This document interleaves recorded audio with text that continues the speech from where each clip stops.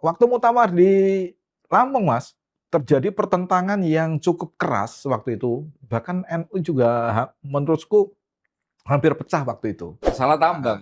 Ya. Kenapa ini ada perbedaan gitu? Ya. Kenapa ini terjadi? Nah, Memahaminya gimana? ya memahaminya ya begitu itu. Saya mohon maaf sekali dengan para kiai yang menurut saya itu ditakut-takuti dengan isu TPPU. Padahal kalau kita lihat secara jernih persoalannya, sebenarnya tidak ada TPPU-nya.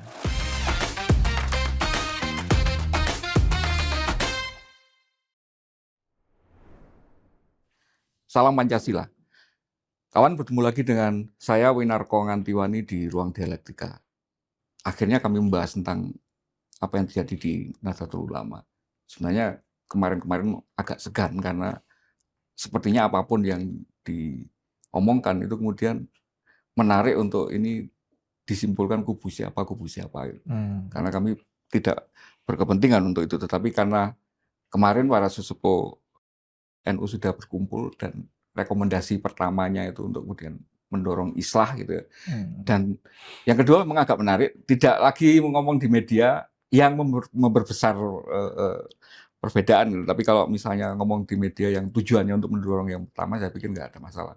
Karena itu kami kesempatan ini kemudian coba untuk membahas ini biar memberi semacam gambaran ke publik sebenarnya apa sih yang terjadi dan nanti kira-kira bentuk islahnya itu yang seperti apa.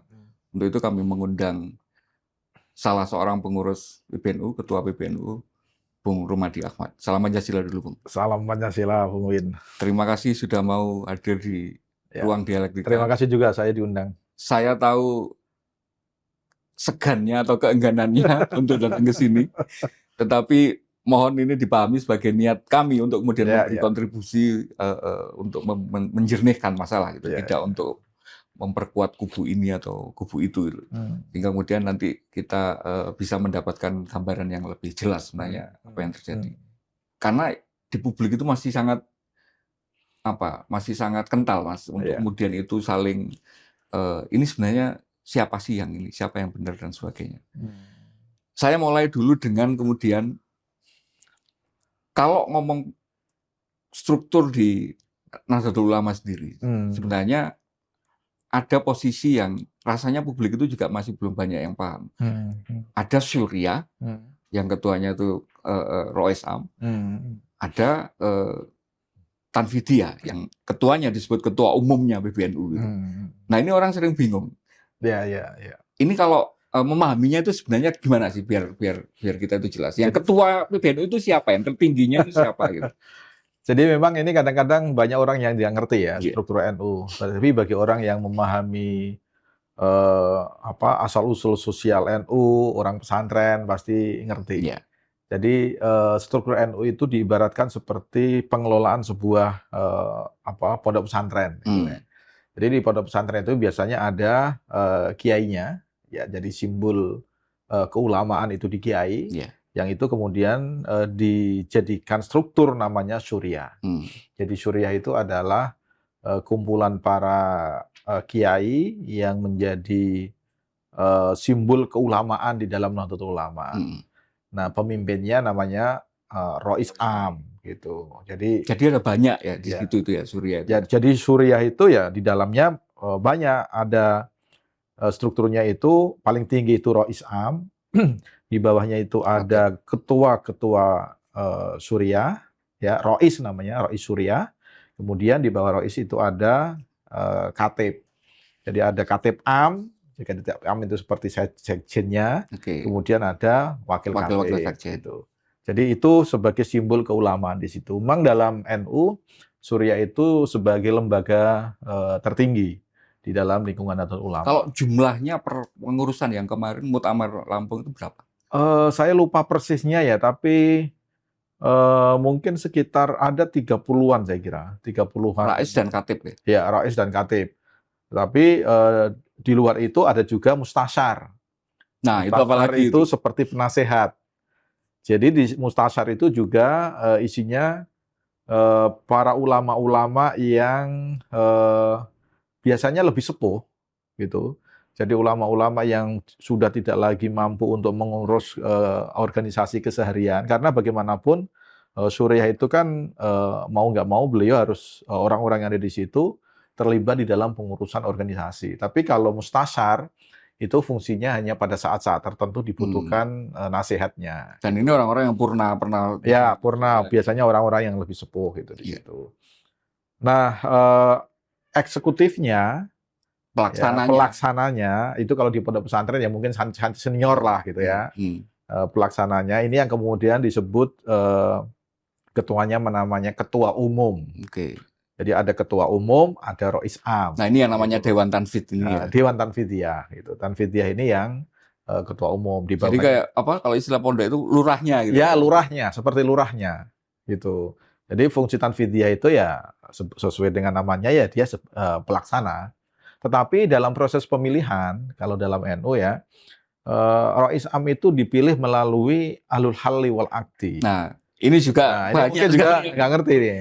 Jadi Ahlul Halli wal Aqdi gimana caranya Bung Romadi untuk mengawamkan pemahaman ahwa ini apa sih? Nggak pemilihan langsung tapi ada dewan. Ahlul Halli wal Aqdi itu mungkin kalau dibahasakan apa ya? Dipilih secara perwakilan oleh ulama-ulama senior yang diusulkan dari PW dan PCNU. Berarti ahwa itu dipilih waktu muktamar itu sendiri? Iya, tapi biasanya sebelum mereka datang muktamar, itu sudah mengusulkan siapa yang dinominasikan untuk menjadi Ahlul Halli wal Aqdi. Beliau-beliau inilah, ulama-ulama senior yang terpilih inilah, jumlahnya ada 7 atau 9 ya. Ganjil ya. Iya, ganjil. Saya lupa, kalau nggak 7 ya 9. Beliau itulah yang nanti menentukan siapa yang menjadi Rois Amnya. Gitu. Nah, Dewan Tanfid itu dipilih oleh muktamirin. Jadi oleh peserta muktamar. Oleh peserta muktamar yang terdiri dari perwakilan dari PWNU, pengurus wilayah, dan juga PCNU.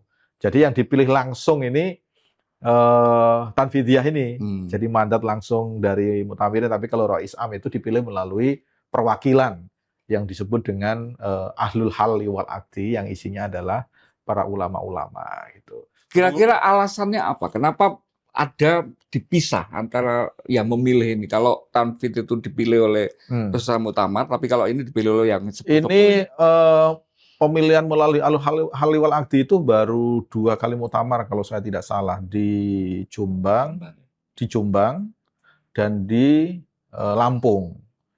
Sebelumnya misalnya muktamar di Makassar ya, itu masih dipilih secara langsung, dua-duanya dipilih secara langsung. Tetapi karena berbagai macam evaluasi ya, terutama setelah melihat fenomena banyak yang mulai menggunakan money politik, yang Makassar ya, tahu tadi Makassar. Akhirnya dievaluasi ini kalau Suriah sampai kemudian, meskipun bukan orang yang dicalonkan menjadi Suriahnya, tapi kadang-kadang orang-orang yang di luar ini yang bermain-main gitu ada ya, operatornya, ada pemain-pemainnya ya. Sebenarnya sih orangnya ya itu juga lah, yang ahli main-main kayak gitu kan nggak banyak, bisa dihitung. Tapi kalau dia punya aspirasi, apalagi kalau misalnya calon Rois Amnya itu lebih dari satu, itu kan dimungkinkan adanya kompetisi politik. Yang kadang-kadang itu juga kalau kompetisi politik yang menggunakan model yang dulu, itu ada praktek-praktek kurang terpuji yang dilakukan oleh para pendukungnya masing-masing gitu. Itulah yang kemudian dievaluasi. Ini kalau begini terus, simbol keulamaan di NU itu akan rusak kalau dicampuri atau diintervensi dengan praktek-praktek seperti itu. Makanya kemudian bisa dipengaruhi oleh hal-hal yang material gitu ya. Makanya kemudian harus dicarikan mekanisme yang mereka tetap orang-orang yang dipilih itu punya legitimasi, tetapi mempersempit ruang adanya praktek-praktek yang kurang terpuji. Nggak mungkin lah Mbak Yai ini kemudian milih itu berdasarkan. Iya, nggak mungkin Rois Am misalnya membuat tim sukses, itu nggak mungkin. Tapi kan ada orang yang punya interest di luarnya kan. Nah itu yang biasanya pemain-pemainnya di situ. Nah sejak muktamar di Jombang, kemudian di Lampung, mekanismenya itu diubah dengan adanya Ahlul Halli wal Aqdi ini. Apakah bisa menutup 100%? Mungkin enggak. Tapi meminimalisir sedemikian rupa sehingga praktek-praktek yang kurang terpuji itu bisa dikontrol, lebih bisa ditutup gitu. Nah, karena ini juga akhirnya menimbulkan kayak semacam ya bagian dari kemarin keriuhan itu mempertanyakan keabsahan atau legitimasi. Sebenarnya kalau legitimasi populis dalam pengertian itu dipilih oleh peserta muktamar atau muktamirin tadi dibandingkan dengan dipilih oleh satu dewan yang memang kita yakini bahwa mereka itu orang-orang yang memilih itu kira-kira mandat langit lah kan gitu kan, bukan hanya pertimbangan objektif ini ya, tapi karena kebijaksanaan mereka yang senior gitu. Nah ini kira-kira nggak menimbulkan pertanyaan ini mana ya? Tentu saja, tapi karena ini nggak bisa dilepaskan dari pengaruh perkembangan demokrasi ya, yang arus demokrasi one man one vote itu kan kemudian mempengaruhi banyak kalangan, ya. Termasuk di NU kan juga terpengaruh itu, makanya ada masa-masa Rois Am kemudian dipilih oleh peserta muktamar gitu, tapi karena efeknya tadi itu, ya akhirnya dicarikan argumentasi apakah kalau ahlul halli wal aqdi itu tidak demokratis juga gitu. Karena itu yang milih juga ya, komponennya dari peserta juga. Dia orang-orang yang memang punya otoritas moral untuk memilih gitu. Itu sih kira-kira secara umum. Tapi memang untuk menjelaskan dua jenis kepemimpinan ini, itu memang kadang-kadang publik nggak bisa membedakan gitu. Menyebut ketua umum dan menyebut Rois Am itu kan sebenarnya dari sisi bahasa artinya sama. Iya. Cuman kalau Rois Am itu untuk Suriah, ketua umum itu untuk Tanfidiyah. Gitu. Kalau kemudian pertanyaannya mana yang lebih tinggi berarti? Kalau lebih tinggi memang di dalam ADART Suriah itu lembaga yang tertinggi di di Nahdlatul Ulama. Dari sisi kelembagaannya ya yang tertinggi, karena sebenarnya Tanfidiyah itu kan dia melaksanakan apa? Melaksanakan arahan-arahan yang dibuat oleh Suriah. Itu sebagai kiainya tadi kalau dalam pondok pesantren. Nah, lurah pondok, kemudian orang-orang yang mengelola pondok pesantren itu menjalankan arahan-arahan yang dibuat oleh kiainya, biasanya kan gitu. Berarti Dewan Tanfid ini tidak memiliki semacam platform program gede gitu ya, karena ini menerjemahkan arahan-arahan dari punya, karena apa? Karena Dewan Tanfidiyah itu kan dia melaksanakan mandat yang diberikan oleh muktamar. Jadi dia melaksanakan putusan-putusan yang dihasilkan dari muktamar. Sebenarnya Suriah itu juga dia melaksanakan apa yang dimandatkan dari muktamar itu, tetapi sesuai dengan porsi dia. Porsi dia adalah memastikan bahwa mandat muktamar itu terlaksana dengan baik. Dia fungsinya untuk mengontrol, memberikan arahan dan lain sebagainya. Dia bukan kalau dalam tata kenegaraan itu bukan kementerian teknisnya lah. Gitu. Dia semacam kayak MPR-nya. Dia kayak Suriah itu kayak MPR-nya gitu. Sebenarnya kalau publik itu kemarin juga membandingkannya itu lebih kayaknya lebih apple to apple-nya itu bukan dengan negara tapi dengan struktur di banyak partai. Jadi partai itu kan ada pengurus DPP, pengurus harian gitu. Tapi ada juga dewan pembina gitu kan. Ya, dia juga berisi orang yang boleh juga ya semacam. Kira-kira mungkin itu kurang lebih cuman gitu ya. Memang kalau di dalam partai kan otoritas dewan pembina lebih saya boleh saja salah, tapi yang saya tangkap dewan pembina itu otoritasnya lebih rendah dari ketua umum gitu. Tapi kalau di NU enggak. Memang beda-beda ya prakteknya, tapi di beberapa partai misalnya kayak Partai Demokrat itu misalnya ya suara partai ya suaranya ketua dewan pembina kan gitu kan, suaranya seorang SBY gitu. Tapi mungkin partai yang lain agak beda gitu. Ketua umum lebih otoritas. Di Golkar agak beda, mungkin ya, di PDI mungkin juga agak beda. Tapi kalau di konteks PBNU ini sekali lagi memang di Dewan Suriah secara dalam ADART-nya ya. Hingga ketika kemudian ada dalam tanda petik perbedaan mempersepsikan tentang sebuah amanat program-program yang diamanatkan oleh muktamar tadi, itu otoritasnya ada di Suriah untuk menerjemahkan. Menerjemahkan sebenarnya lebih otoritasnya Tanfidiyah, karena Tanfidiyah yang akhirnya dia harus dengan keputusan-keputusan yang ada di muktamar itu. Akhirnya Tanfidiyah kan harus merumuskan program dan kegiatannya seperti apa gitu. Itu yang merumuskan Tanfidiyah. Tetapi di dalam praktek misalnya dalam rapat kerja segala macam, kebijakan-kebijakan keorganisasian itu ada hal-hal yang tidak bisa dilaksanakan sendiri oleh Tanfidiyah, harus bersama-sama dengan Suriah, tapi juga ada hal-hal yang disepakati mana yang porsinya Suriah, mana yang porsinya Tanfidiyah gitu, dan mana yang harus bersama-sama, termasuk surat menyurat. Ya, surat menyurat mana yang harus ditandatangani berempat misalnya, Nah, mana yang boleh hanya 2 misalnya. itu kan kemarin juga menjadi kayak Nah, itu ada peraturan salah satu bahan bakarnya untuk kemarin saling ini ada surat yang ya, harus 4 gitu kan, ada surat yang cuma 2. ya, Dan ternyata ketika suratnya cuma 1, ternyata sah gitu di kesempatan yang lain gitu. ya, Hal-hal kayak gini nih lagi-lagi ketika tidak terjelaskan ke publik itu kan akhirnya ya. menjadi kayak semacam apa ya istilahnya ya bahan untuk saling Mm, menjatuhkan kan ya, gitu kan. ya. Nah, tapi biar mengklarifikasi sekali lagi, tapi secara strukturnya otoritasnya untuk secara organisasi ini memang lebih tinggi di Ya. Suriah Dan daripada bunyinya begitu, bunyi ADRT-nya begitu. meskipun orang kenalnya ketua umum PBNU Ketua itu umum. Karena yang tampil ke publik kan biasanya ketua umum ya, yang berhubungan dengan banyak apakah dengan struktur, dengan kementerian, dengan publik apapun, itu memang dia sebagai pelaksana ya, yang lebih menonjol ketua umum Oke. gitu. Nah, dengan sudah kita memahami posisinya masing-masing tadi, saya akan minta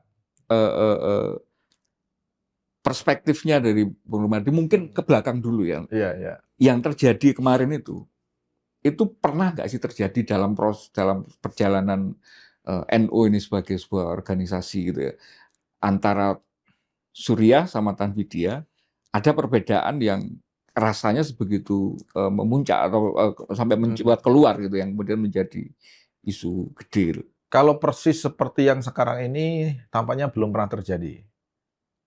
Tapi kalau turbulensi-turbulensi yang memaksa ketua umum harus turun misalnya, itu pernah terjadi tahun 82. Lagi-lagi antara Suriah dengan Tanfid ini. Tidak persis Suriah, tapi ulama-ulama senior tempatnya, ya.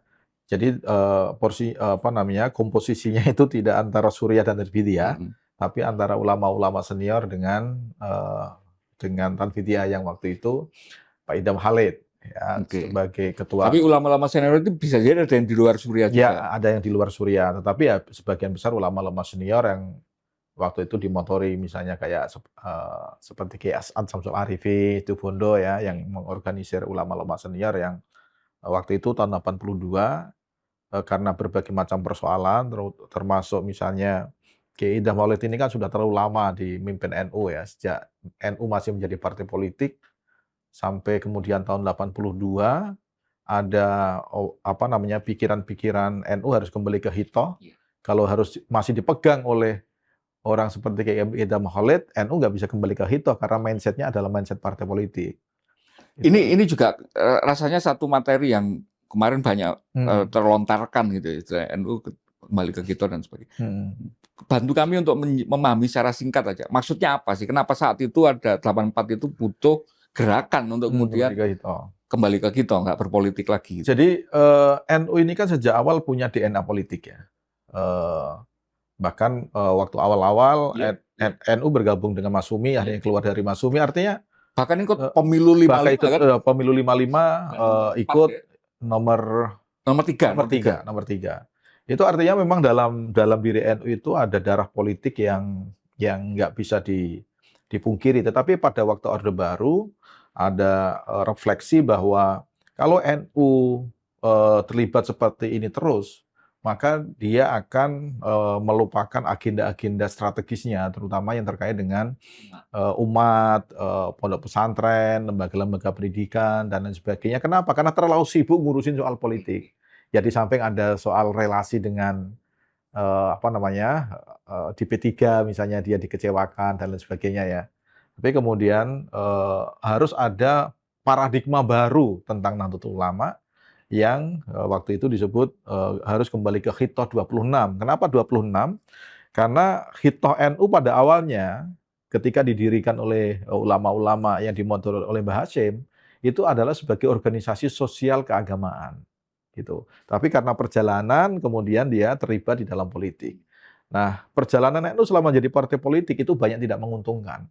Akhirnya supaya hikmah ke-NU-an itu bisa kembali seperti yang diidam-idamkan oleh para muassis, maka oleh para pendiri NU ya, maka dia harus diubah paradigmanya, bukan lagi paradigma politik yang terlibat politik day to day. Kalau dia partai politik kan dia terlibat politik day to day. Tapi dia menjadi organisasi sosial keagamaan. Meskipun ya juga harus dipahami bahwa bukan berarti NU sama sekali meninggalkan politik. Makanya kan kemudian dibedakan, ada politik kebangsaan, kenegaraan, ada politik praktis. Pemilu dan sebagainya. Pemilu dan lain sebagainya. Yang ditinggalkan NU itu politik praktisnya. Tapi politik kebangsaan untuk menjaga negara itu tetap diperankan oleh Nahdlatul Ulama. Gitu. Dan saat itu kemudian menerjemahkannya transformasi itu gimana secara praktek? Apakah orang-orang NU yang masih aktif di katakanlah saat itu P3 ya, hasil versi 71 itu ya, itu kemudian ditarik atau ada pembedaan? Misalnya kalau sudah masuk ke situ ya dilepas jabatannya. Ya akhirnya waktu itu memang tahun 84 ya, ketika muktamar di Situbondo, memang orang-orang yang sudah aktif di partai politik ya sudah, silakan Anda tetap di partai politik. Tapi akhirnya yang dilakukan Gus Dur kan melakukan beberapa transformasi kelembagaan, termasuk misalnya Gus Dur mengundang anak-anak NU yang selama ini berada di luar struktur NU tapi aktif di LSM. Jadi aktivis-aktivis LSM waktu itu di LP3ES segala macam itu akhirnya diundang Gus Dur kembali ke NU dan dibuatkan satu lembaga namanya Lembaga Kajian dan Pengembangan Sumber Daya Manusia, Lakpesdam, yang saya pernah menjadi ketua Lakpesdam selama 5 tahun 2015 sampai tahun 2021. Ini lembaga yang memang didirikan oleh Gus Dur untuk mengemban mandat bagaimana supaya peran-peran sosial kemasyarakatan itu dilakukan oleh Nahdlatul Ulama. Jadi dipayungi. Makanya pada masa-masa tertentu itu Lakpesdam itu berfungsi seperti LSM gitu. Tapi LSM besar di dalam menopang kekuatan civil society yang diperankan oleh NU. Jadi isunya nggak tunggal kira-kira. Nggak tunggal. Dan dari situ kemudian kaderisasi segala macam dilaksanakan dengan orkestrasi yang dilakukan oleh Gus Dur. Jadi kita NU beruntung karena kembali ke Hitoh itu yang mengawal NU itu orang seperti Gus Dur, sehingga Gus Dur bisa memberikan panduan NU menjadi kekuatan sosial masyarakat itu harus berperan seperti apa gitu. Itu sangat beruntung. Dan mungkin itu kan panggilan sejarah. Kalau kemudian dalam transformasi ketika kita tarik ke depannya itu kan salah satu motor ketika gerakan reformasi 98 itu kan pemicunya kan salah satunya itu. Kemudian keberadaan seorang Gus Dur dengan aktivitas sosial politiknya itu. Ya, dan dengan fungsi itu kan akhirnya NU menjadi rumah besar, bukan hanya umat Islam, tapi semua kekuatan-kekuatan sosial masyarakat itu bisa dipertemukan oleh Gus Dur. Dan ya memang kapasitas Gus Dur beda lah dengan generasi-generasi setelahnya ya. Gus Dur itu bisa menjadi jembatan kelompok kanan dan kiri, kelompok orang yang punya orientasi ideologi yang berbeda-beda. Itu bisa ketemu dan nyaman. Dan nyaman, orang bisa cerita apa saja dengan Gus Dur dan lain sebagainya. Bahkan yang minoritas itu kelompok minoritas merasa dipayungi gitu. Kembali lagi tadi yang sempat muncul konflik tadi. Kalau yang kasusnya dengan ketua PBNU dengan beberapa kiai-kiai senior tadi tahun 80-an itu resolusinya seperti apa?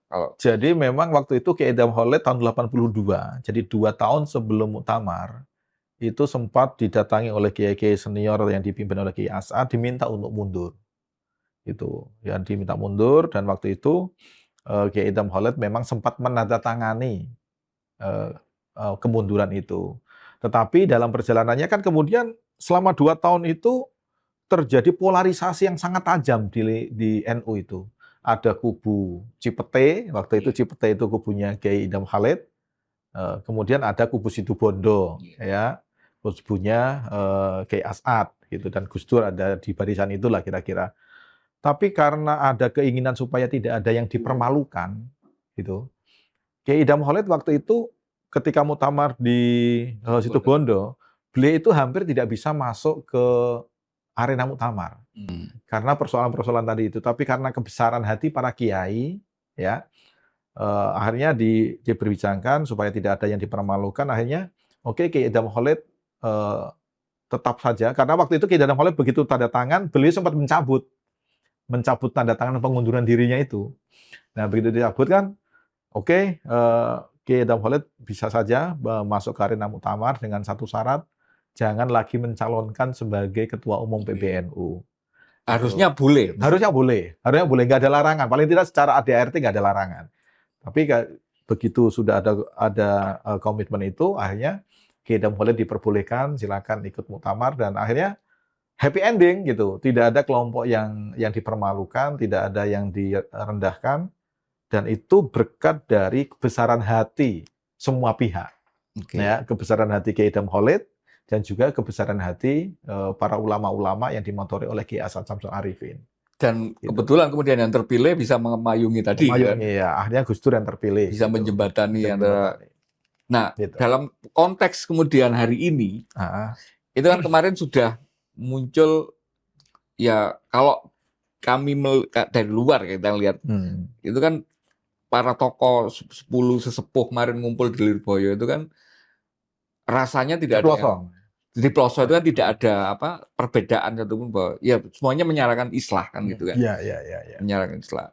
Dalam konteks kemudian hari ini, bentuknya itu seperti apa yang bisa diharapkan untuk? Ya, sebenarnya saya secara pribadi agak gak enak hati dan malu sebenarnya menceritakan proses yang sekarang ini terjadi. Kenapa? Karena sekarang ini hampir tidak ada lagi sesuatu yang secret gitu ya, yang semuanya sudah diudal-udal lah bahasanya ya, dengan menggunakan saling berbalas segala macam. Ini menurut saya memang sudah satu hal yang harus menjadi refleksi bersama. Makanya saya secara pribadi memberikan apresiasi yang sangat dalam pada ulama-ulama yang bertemu di pelosok. Ada Mbah Mbah Nurul Jazuli, kemudian ada Mbah War ya, Kiai Anwar Mansur Lirboyo, dan mereka menyerukan proses ini jangan dilanjutkan karena kalau dilanjutkan saling adu komentar, harus adu komentar, itu pasti yang terjadi adalah hal-hal yang tidak baik. Makanya kalau melihat situasi sekarang ini sih pilihannya tinggal kita mau apa.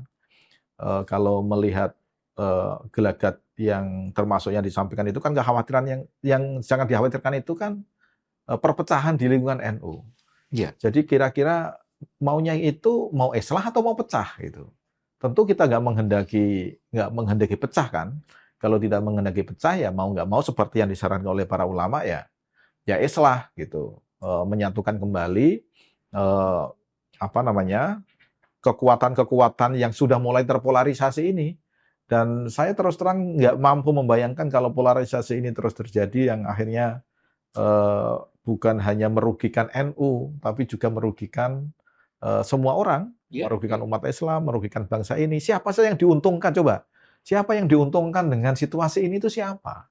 Gitu. Yang diuntungkan kan orang-orang yang punya kepentingan jangka pendek.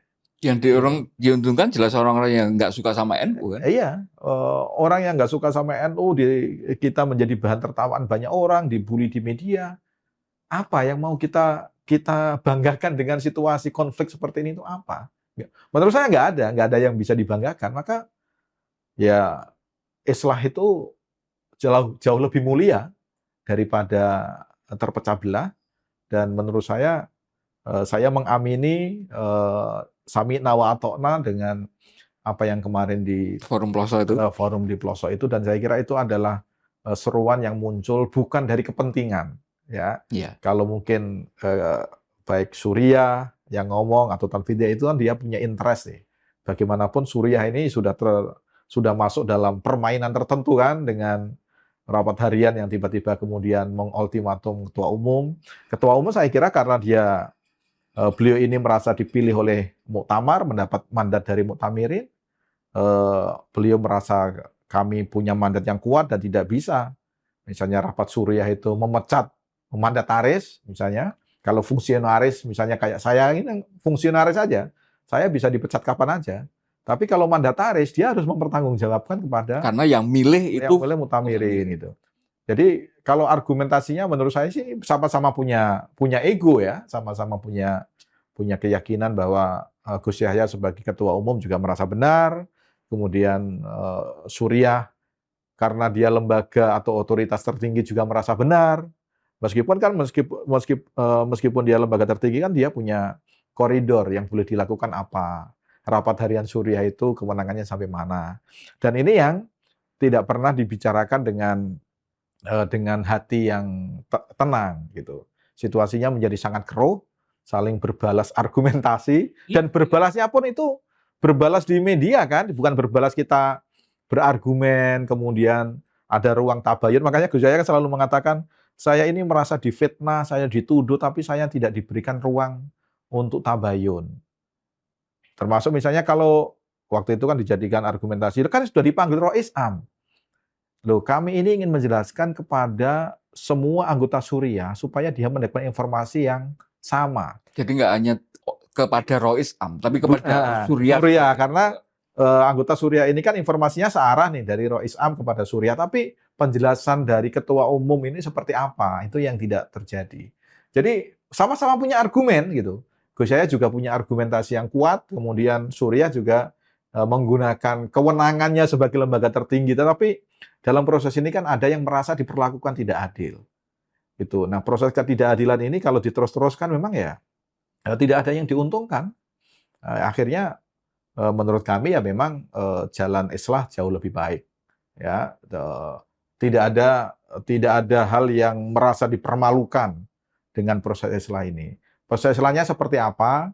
Kami sebagai pengurus PBNU, kami mengikuti aja. Kalau misalnya dipertemukan oleh mustasyar misalnya ya, kiai sepuh tadi kan sebagian juga anggota mustasyar, Mbah Daj mustasyar, kemudian Mbah Anwar Mansur itu beliau Rais Suriah PBNU Jawa Timur, orang-orang yang disepuhkan, masih banyak ulama-ulama sepuh yang bisa menjembatani itu semua.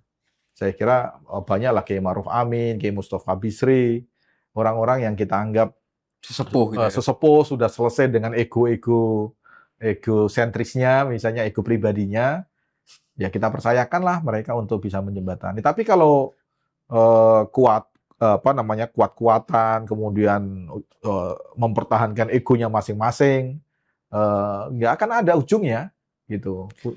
Karena itu juga yang juga kayak semacam membingungkan publik itu ya, ketika NU ini kan dikenalnya sebagai organisasi yang mengedepankan atau sangat menjunjung tinggi posisi atau pendapat-pendapat dari kiainya, gitu kan.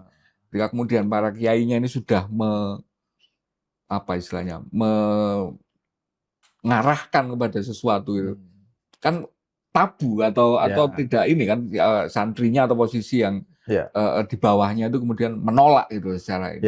Nah, tapi pertanyaannya kemudian secara teknis, apakah ini tidak tersedia mekanisme internal di dalam organisasi yang sudah disepakati, entah bentuk di ADART sendiri atau di peraturan-peraturan turunannya? Gimana sih kalau ada kondisi di mana ada perbedaan perspektif antara Suriah dan Tanfidia? Karena tadi ada mustasyar misalnya.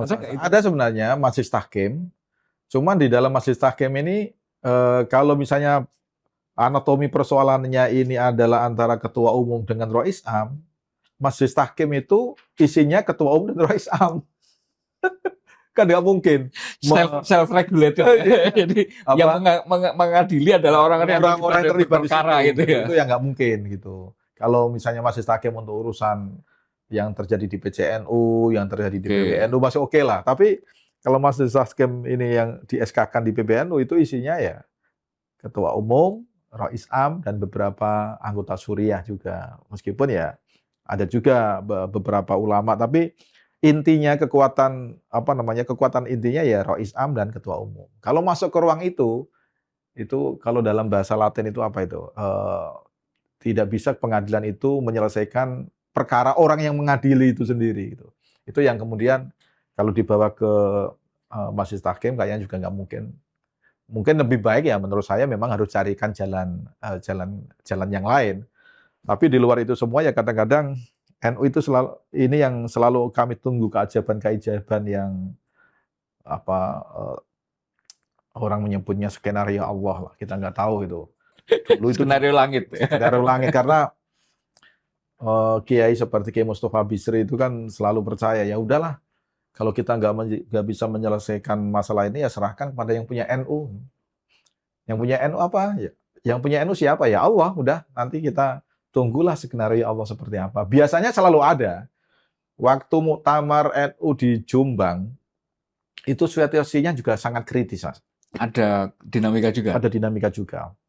Apa? Kalau bisa diceritakan waktu di Jombang apa yang waktu itu terjadi polarisasi yang sangat sangat kuat. Bahkan waktu itu Kiai Mustafa Bisri sebagai PJ Rois Am sampai harus mengucapkan kalimat yang menurut saya luar biasa.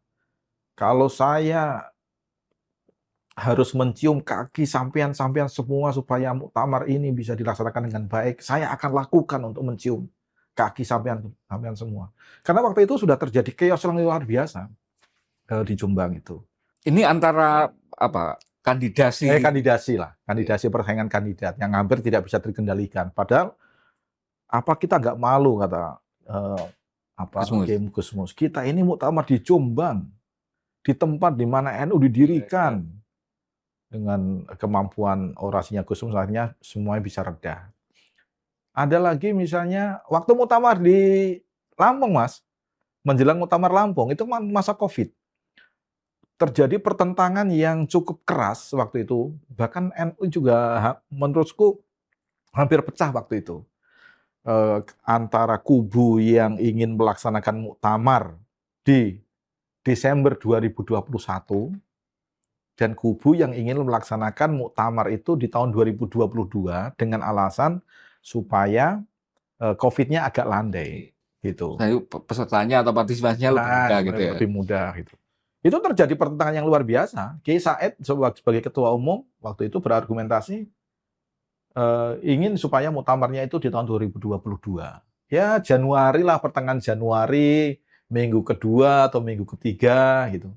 Tapi kubu yang satu waktu itu PJ Rois Am-nya itu Kiai Miftahul Akhyar itu menghendaki harus di bulan Desember. Gitu. Oh, itu pertentangannya cukup tajam itu. Sampai kenapa? Kalau yang harus 20 apa? Ini ada hitungan-hitungan politiknya lah. Itu urusan politisi itu. Ada hitungan-hitungan politiknya. Yang itu akan menguntungkan terutama gitu ya kandidat yang lebih menguntungkan gitu. Tapi waktu itu ketika terjadi puncak sampai ada konsolidasi, kalau tidak mau Desember 2021 kita akan menggelar muktamar sendiri. Itu sudah ada melakukan konsolidasi seperti itu.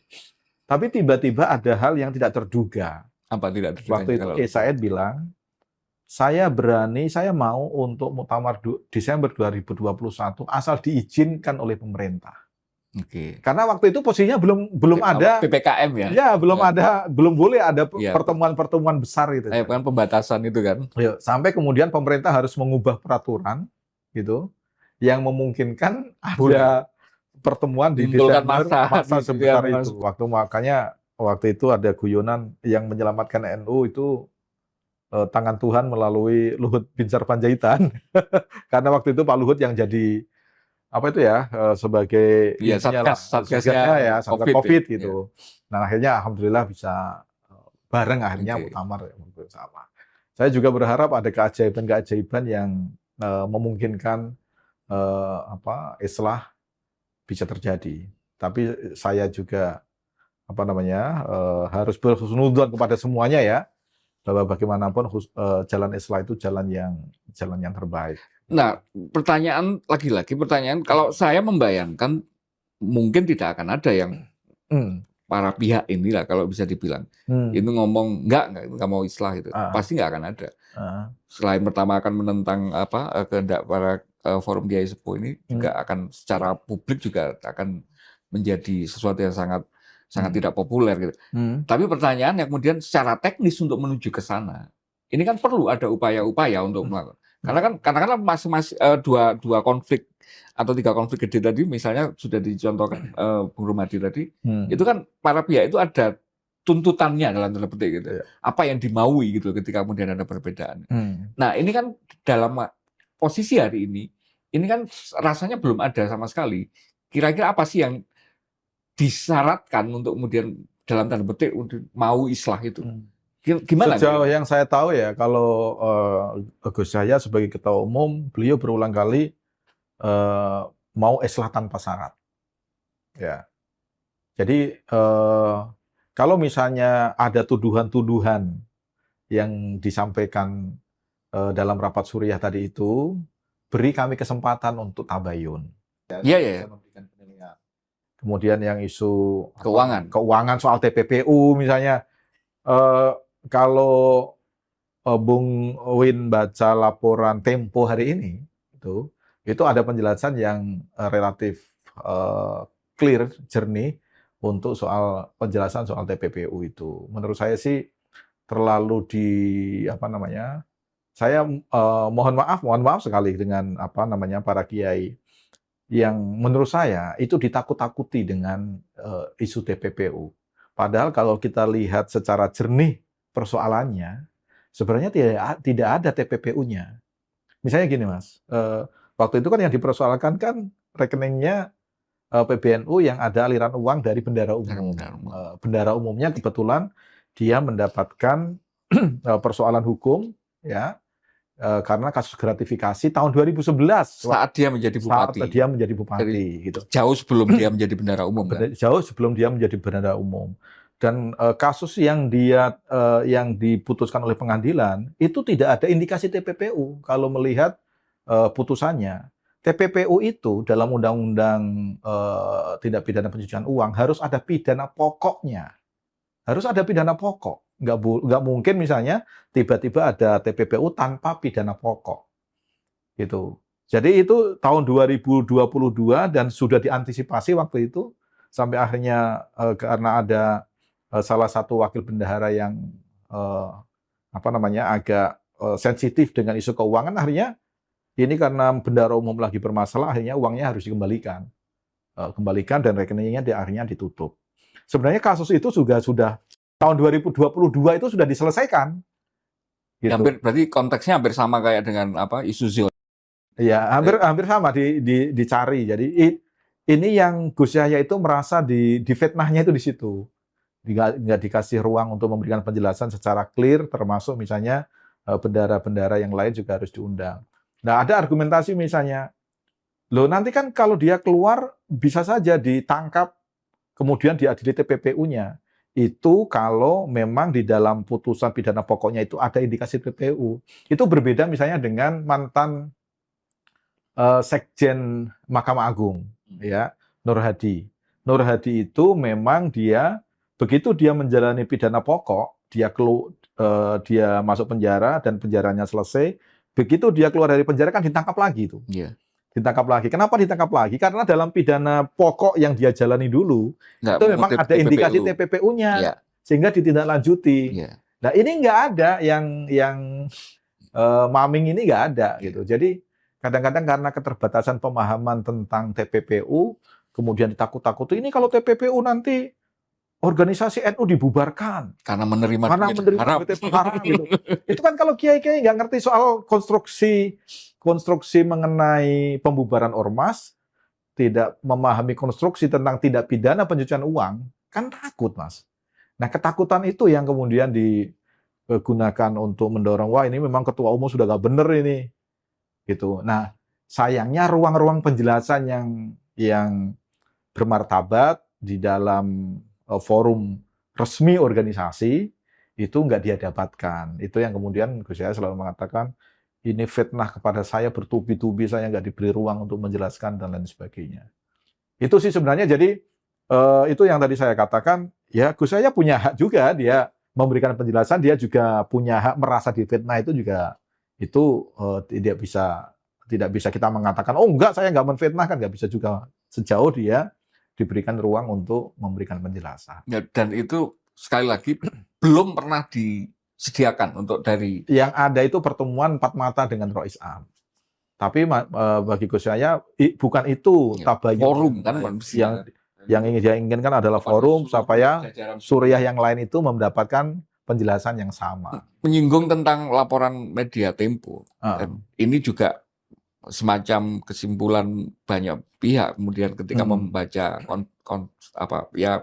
bisa dibilang konflik lah hari ini. Hmm. Dan itu yang tidak muncul di surat keterangan atau surat Ya. surat keputusannya Ya, Suriah itu. Suriah itu ya. Masalah tambang. Ya. Nah, kemudian ketika kita membaca laporan Tempo seolah-olah sangat jelas kalau kenapa ini ada perbedaan gitu, kenapa ini terjadi. Memahaminya gimana? Ya memahaminya ya begitu itu. Jadi kadang-kadang itu begini Mas, dalam permainan drama itu ada front stage, ada backstage ya. Ada panggung depan, ada panggung depan, ada panggung belakang. Yang lebih menentukan itu panggung belakangnya, karena orang-orang yang bermain di panggung depan ini kan sebenarnya kan mana yang perlu ditampilkan ke publik, mana yang cukup disimpan di belakang. Jadi selalu ada backstage-nya. Nah backstage itu yang tadi sampaikan yang diulas bukan hanya di Tempo, kemarin diulas di podcast sebelah lah ya, di Kompas itu juga mengulas itu. Jadi memang kadang-kadang kalau orang hanya ditunjukkan pada front stage-nya aja yang kelihatan di depan gitu, seolah-olah itu benar, padahal sebenarnya bukan itu masalahnya gitu. Itu hanya alasan yang dipakai untuk membenarkan kenapa itu jadi masalah gitu. Alasan pun ini alasan pada masa lalu yang sebagian sudah diselesaikan. Ya, soal segala macam itu kan, kalau tuduhan-tuduhan dari dulu kan sebenarnya bulian ke NU itu luar biasa. Gus Dur itu dibully itu berkali-kali dan semuanya bisa kita lewati. Tahun 2018, Gus Yahya itu juga dibully mati-matian kan. Tapi semuanya bisa kita lalui itu. Tapi kembali ke yang tadi yang disampaikan diulas di Tempo. Kalau akar masalahnya soal persepsi tentang tambang ini kemudian tidak selesai dalam tanda petik, islah ini kan kemudian juga jadi kayak semacam punya batu sandungan besar gitu. Ya dibicarakan aja Mas. Karena selama ini itu yang saya lihat tidak ada pembicaraan yang terbuka di antara komponen-komponen yang terlibat dalam pertambangan ini. Saya sendiri sih nggak terlibat dalam pertambangan ya. Tapi kalau itu memang dianggap sebagai backstage yang mempengaruhi front stage-nya, ya dibicarakan itu. Dibicarakan secara terbuka. Ini kan akhirnya seolah-olah ini saling sliding aja antara berbagai macam kepentingan. Bukan hanya saling sliding. Kemudian lagi-lagi dikaitkan dengan momen ya. Iya. Ya ini juga saya mungkin hanya sekedar ini ya sangat menyayangkan karena juga menyayangkan NU sampai seperti ini. Iya. Kemarin tuh momen kejadian bencana di Sumatera itu. Itu tuh kan sebenarnya ya lagi-lagi isu yang jauh sekali dengan urusan NU ya, nggak ada urusan sama sekali kan keterkaitan. Tapi gara-gara kemudian tambang itu kemarin menjadi salah satu duri dalam dagingnya NU gitu. Ini sekarang ini dikait-kaitkan. Mas. Iya betul. Ya. Narasi itu dijahit komentarnya Bung Ulil ketika menjustifikasi ini diksi-diksinya yang dipakai Wahabi lingkungan dan sebagainya. Itu tuh kan dipakai untuk ngantem, bahkan mungkin ini penunggang gitu ya. Orang-orang yang dulu sebel mungkin aktivis-aktivis lingkungan gitu ya. Kenapa NU dan Lakpesdam itu tidak membela kami gitu ya. Itu kemudian hari ini punya semacam panggung gitu lah. Nah, tapi satu aja menarik. Kalau kemudian cost-nya dari kemudian biaya yang ditanggung NU dengan kemudian menerima konsesi tambang itu kemudian pecah konflik yang begitu mencuat secara publik juga ini. Kenapa sih masih harus ngotot? Gimana menurut sampean dikembalikan aja? Ya publik kan ini kan seperti itu. Kalau itu awu anget ya istilahnya ya. Kalau itu adalah ininya yang menjadi isu pemicu masalah utamanya gitu. Memang ini exercise yang luar biasa karena NU kan belum pernah punya pengalaman mengelola tambang perusahaan dengan aset triliunan rupiah gitu. Itu memang kalau tidak punya daya tahan memang akhirnya fitnah yang muncul ya. Ini belum apa-apa aja sudah fitnahnya sudah kemana-mana kan. Dan mungkin juga dipikirkan ke depan. Itu kalau rebutan nanti menjadi ketua umum PBNU itu seolah-olah nanti identik dengan rebutan mengelola tambang gitu. Jadi memang harus. Kalau laporan ke NU kemarin, Tempo kemarin juga akhirnya publik tahu ternyata sudah dibentuk BUMN. BUMNU. Kalau BUMNU sih memang itu strukturnya ketuanya Kalau BUMNU sebenarnya bukan dibentuk untuk urusan tambang ini sebenarnya. Jadi kalau menggunakan bahasa Muhammadiyah itu amal usaha lah. Jadi unit-unit usaha kerjasama PBNU dengan apa namanya perusahaan-perusahaan tertentu untuk misalnya soal grosir segala macam memang diwadahi Payungnya di dalam BUMNU payungnya itu. dalam BUMNU itu. Nah, nggak maksud saya tadi itu mau menyampaikan bahwa itu kan juga strukturnya ketua NU dan Ex officio sebenarnya. ex officio. Jadi nanti siapapun Tapi ada 1% yang ini kan lagi-lagi kalau itu untuk dijadikan komoditas panas-manasi publik atau meramaikan itu akan tetap bisa gitu dipakai. Makanya ini memang exercise yang luar biasa dan saya nggak tahu apakah NU lulus nggak dalam ujian awal ini gitu. Kalau apa namanya saya mendengarkan suara, saya banyak sekali mendengarkan suara-suara udahlah Mas, daripada jadi fitnah belum dapat apa-apa sudah fitnahnya kemana-mana, udah kembalikan aja ke pemerintah. Ada solusi yang ini kemarin muncul, saya baca ya ini ya, mohon maaf nggak bermaksud untuk memberi tawaran gitu. Tapi saya baca solusi itu menurut saya menarik. Right-nya sebagai penerima beneficial ya. Tapi kemudian exercise-nya NU terapkan prinsip-prinsip IGS yang benar banget gitu. Tenderkan, cari yang operator yang secara terbuka itu lingkungannya bagus, track record pengelolaan ininya bagus. Dan kemudian masukkan di situ nilai-nilai ke-NU-an di situ.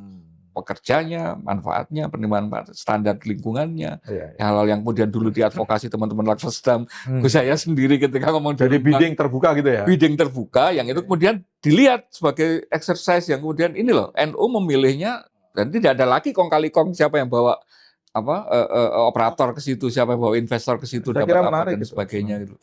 Nggak, maksud saya bahwa kemudian ketika itu tidak diselesaikan akar masalah atau akar pemicu ini semua muncul soal penguasaan atau konsesi tambang ini kan juga akhirnya membuat langkah islahnya itu juga akan berat kan. Nah, pertanyaan teknisnya lagi gini, kalau kemudian ini secara normal NU itu kan punya muktamar, tidak dan ini terjadwalnya itu kapan sebenarnya next muktamar? Akhir tahun 2026 atau awal 2027. Sebenarnya tinggal 1 tahun aja. 5 tahun kan? Kalau mengacu ke ADRT 5 tahun. Kalau muktamarnya kemarin kan 24 Desember 2021. Berarti Desember 2026. Nah, berarti tinggal 1 tahun aja. Jadi sebenarnya kalau mau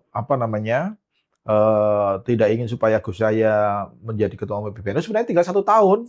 Nunggu apa sih gitu? Kok buru-buru amat tiba-tiba kurang 1 tahun dijegal di tengah jalan kan orang juga bertanya-tanya ini ada apa sebenarnya gitu. Saya sudah pernah dicontohin. Kemarin ada wakil presiden umurnya tinggal setahun. Kenapa sih nggak nunggu nanti umur 35 aja gitu? Saya nggak ikut-ikut. Nah, itu beda. Nggak, maksud saya. Sekarang pertanyaannya, apakah ini kita nunggu mekanisme internal organisasi itu 1 tahun, atau membiarkan dalam tanda petik alur ini tidak kelar sebelum 2026 sehingga memunculkan kejadian kayak NU tahun 82 ada kubu Cipete, ada itu yang saya takutkan itu. Jadi menurut saya sih ya islah kalau mau muktamar ya tunggu aja 1 tahun. 1 tahun itu kan sebenarnya mempersiapkan muktamar itu kan juga membutuhkan waktu. Jadi misalnya 1 tahun udah kita bentuk panitia muktamar, nanti kita sepakati muktamarnya kapan. Nah, ini sudah bulan Desember, ini kan tinggal 1 tahun persis kan? Apa beratnya gitu? Menurut saya itu jalan yang terbaik. Ya, tidak ada yang merasa kalah dan menang. NU-nya selamat, kita semua yang menjadi pengurus NU juga selamat. Kalau toh nanti siapa yang berkompetisi di dalam muktamar yang menjadi ketua umum siapa, yang menjadi Rois Am siapa, ya sudah. Biar dinamika muktamar di situ gitu. Menurut saya jalan terbaiknya itu. Tapi ini ya memang membutuhkan kelapang dadaan semua pihak lah. Dan sesepuh-sesepuh NU yang kemarin bertemu di Ploso itu saya kira sudah memberikan guidance yang menggunakan mata hati lah itu. Dugaan saya itu guidance islah yang harus kita upayakan. Mungkin tidak mudah, tetapi harus terus-menerus diupayakan. Kita nggak boleh berputus asa dengan situasi ini. Tapi ya di sisi lain saya juga secara pribadi menunggu keajaiban ini, skenario Allah seperti apa sih? Masa Allah membiarkan NU terpecah belah, yang itu pasti akan bukan hanya memalukan bagi NU, tapi memalukan semuanya lah. umat Islam, memalukan apa Iya. namanya. Dia, bangsa ini juga dirugikan kalau sampai NU terpecah belah. Kemarin Ketua Banggar menyampaikan apa yang terjadi di NU itu memang kerugian kita semua. Iya, saya baca itu komentarnya Pak Said Abdullah soal itu. Dan apa rasanya itu juga mewadahi banyak orang-orang di luar NU yang peduli itu dengan NU karena NU milik semua orang sebenarnya. Orang karena pada NU. Saya itu kemarin mengikuti itu. Salah satu alasan ininya kenapa saya agak segan untuk membahas ini dari awal itu ya. Ini tuh kayak tetangga saya yang kenal baik yang ini berantem suami istri itu. Biasanya gitu, normalnya kalau ya namanya orang rumah tangga itu kan ya pasti ada lah. Iya. Yang biasanya hanya sekedar ini keluar cerita semuanya gitu. Dua-duanya cerita gitu kan. Saling jelek-jelekkan kan gitu. Saya nggak mau tahu sebenarnya gitu. Kalau mau berantem ya pasti ya, urusan rumah tanggamu lah gitu. Urusan rumah tanggamu gitu. Nah ini kan keluar terusan kan gitu kan. Geger aja ning ratan. Gitu. Iya dan saling merasa bahwa kemudian dengan cerita itu kemudian seolah-olah menjustifikasi posisinya masing-masing. Padahal ya enggak loh. Justru kan semakin kayak membongkar apa. Nah itu untuk orang yang dalam tanda petik tetangga yang baik. Menerimanya itu sudah nggak enak. Bayangkan kalau tetangga yang memang sudah ada konflik ya. Itu pasti digoreng kemana-mana gitu loh. Itu yang tadi sejauh saya katakan sebenarnya saya agak malu ngomong soal aib. Ya, tapi mudah-mudahan ya ini bisa memberi ya semacam apalah kontribusi lah untuk kemudian gambaran ke publik bahwa kita mohon memahaminya gitu bahwa ini NU kan sering kali ngomong ini dinamika internal gitu, ini apa yang terjadi. Ya selesaikan secara internal. Iya. Salah satunya ya kalau kalian berantem jangan sampai tetangga. Iya kan? Jangan undang tetangga untuk ikut campur. Untuk ikut campur. Iya, itu kan penting nggak? Tetangga ini belain saya atau kubu situ. Ini malah ngundang, ayo datang yuk. Iya. Makasih, saya kira itu nasihat yang baik lah. Bung Romadi, terima kasih banyak. Terima kasih. Mudah-mudahan saya tidak menempatkan Anda di posisi nggak nyaman karena saya tahu Anda juga bagian dari struktur di PBNU. Tapi mohon dipahami ini sebagai upaya kontribusi kami untuk kemudian menjernihkan ini dan audiens kita mudah-mudahan juga bisa mendapatkan ini yang sama. Kalau ada yang mau disampaikan terakhir? Ya, menurut saya jalan Islam adalah jalan yang paling mulia. Ya, tidak ada yang dirugikan. NU untung, umat Islam untung, bangsa Indonesia juga untung. Kalau sampai terjadi perpecahan, semuanya nggak ada yang diuntungkan, semuanya akan rugi. Termasuk bangsa Indonesia juga akan rugi. Dan organisasi yang mengalami perpecahan itu membutuhkan waktu yang lama untuk memulihkan itu. Saya kira apalagi kita bisa belajar dari banyak organisasi. Perpecahannya dari dalam gitu ya. Baik, terima kasih banyak. Terima kasih. Mohon jangan kapok ke sini lagi. Saya senang untuk membahas hal yang lain, mudah-mudahan yang lebih konstruktif gitu ya. Yang lebih menyenangkan lah. Misalnya kalau ngomong tadi tambang, misalnya mencari syarat untuk gimana praktek-praktek nanti tambangnya itu biar tambang yang tidak membawa kerusakan lingkungan. Boleh lah nanti suatu saat. Kita ketemu di ruang dialektika berikutnya, Bung. Salam Pancasila. Salam Pancasila. Matur suwun.